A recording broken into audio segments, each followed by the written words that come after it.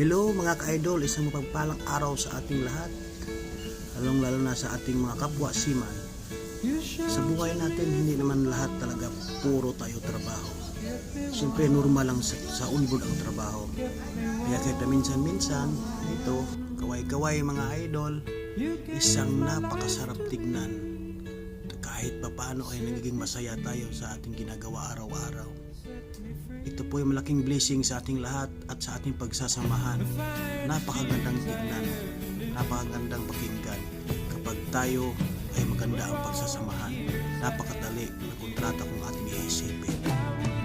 Kaya sana patuloy-tuloy tayo sa trabaho hanggat sa matapos ang ating kontrata. Happy Easter Sunday sa ating lahat. Sana maging masaya tayo sa bawat trabaho natin. Shout out sa aking mga crewmates.